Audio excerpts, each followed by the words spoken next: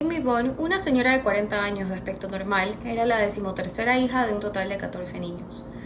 En el año 1889, Freud inició el tratamiento con Amy, a la que refirió como una mujer de aspecto juvenil, a veces tartamudeaba y padecía una afasia espasmódica. Amy contrajo matrimonio a la edad de 23 años con un próspero industrial, muy inteligente, pero ya era anciano. El marido murió de forma súbita, aparentemente de un infarto. Amy era madre de dos hijas, una de 16 y 14 años, ambas muy delicadas de salud. Desde el fallecimiento de su esposo, había estado en varias ocasiones enferma. Al iniciar el tratamiento con Freud, se separó de sus hijas e ingresó a una clínica. Amy reiteradamente relataba historias espantosas de animales, incluso en estado normal. A ella le atemorizaban los recuerdos de su primera infancia, cuando tenía entre 5 y 10 años. Sus hermanos la amedrentaban, la asustaban, tuvo que ver el cadáver de su tía y también sufrió la terrible vivencia de ver a su madre morir.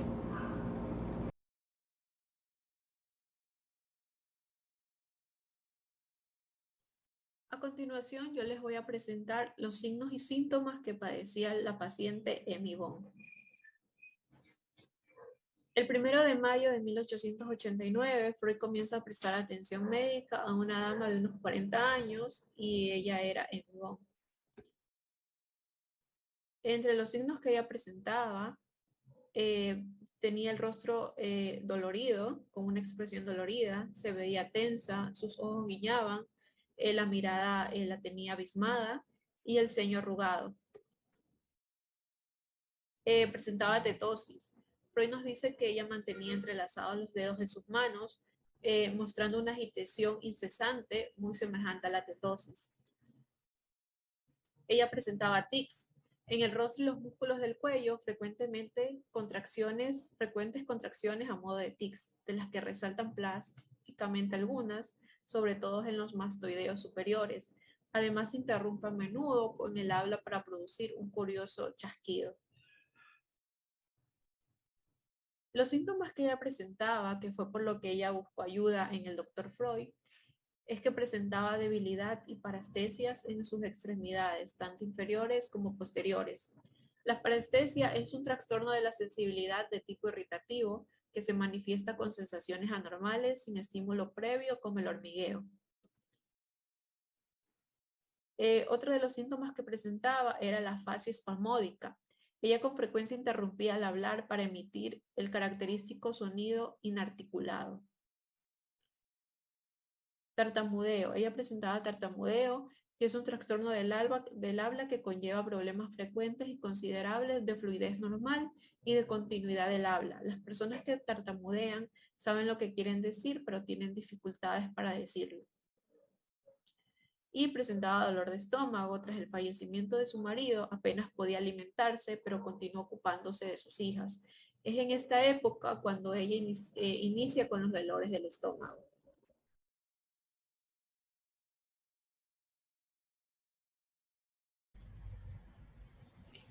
Una de las interpretaciones de los síntomas según Freud, en el caso de la señora Emma, decía que ella era una persona de herencia neuropática, pero la predisposición no constituía una histeria.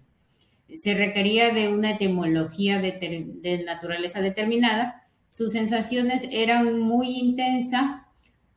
Lo que sucedía era que se producía un mecanismo de retención de gran suma de excitación, basada en la circunstancia de su vida y a su disposición natural. No podía satisfacer sus necesidades sexuales y sufrió un agotamiento psíquico por sofocar esta pulsión. Ella deseaba un nuevo matrimonio, pero la existencia de sus dos hijas era un obstáculo para tal propósito. Gracias. Mi nombre es Nicole Igor. Voy a hablar sobre las interpretaciones que dice el Dr. Freud mencionada de la paciente. Menciona que los síntomas tales como el tartamudeo, el tweet, contradicciones, mostraba en el rostro una expresión de tensión y cuando hablaba tenía un curioso chasquido. El tartamudeo es manifestación de la enfermedad. Sí, se acoja hace ya 5 años desde una vez que estaba sentada justo al lecho de su hija menor, muy enferma. Esta quería mantener total silencio, ya que ella cuenta que cuando se siente angustiada o tiene algún terror o alguna molestia, ella comienza a tener estos síntomas. Contradicciones, y mostraba en su rostro una expresión de tensión. Ella tenía una frase muy de ella que decía: quédese quieto, no me hable, no me toque, que explica que cada vez que tiene un pensamiento de angustia y teme ser interrumpida en su hilo de sus ideas, porque entonces todo se le confunde y se vuelve todavía más penoso.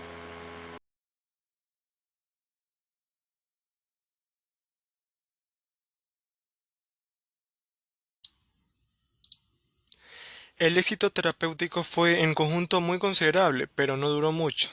Como consecuencia del tratamiento, la señora Bond se recuperó bastante. Ella aseguraba nunca haberse sentido mejor. No se le eliminó la actitud de la paciente para volverse a enfermar, parecidamente a próximos traumas que padecería. Probablemente porque no se le dio el nexo entre los fenómenos con mayor profundidad. También podemos decir que la señora era una persona con herencia neuropática. Sin mediar esto, es probable que no se produzca histeria alguna.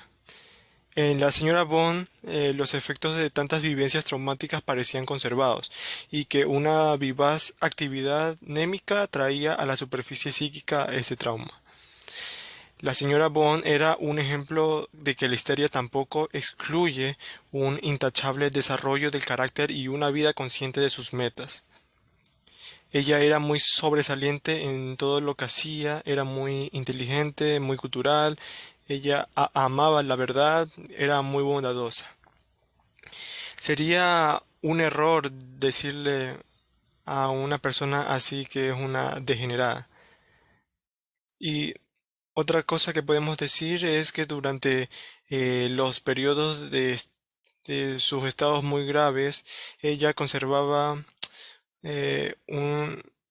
u- ella permaneció capaz de cuidar sus intereses eh, personales, no perdió las necesidades de sus hijos, y se mantuvo firme en lo que hacía. Muchas gracias.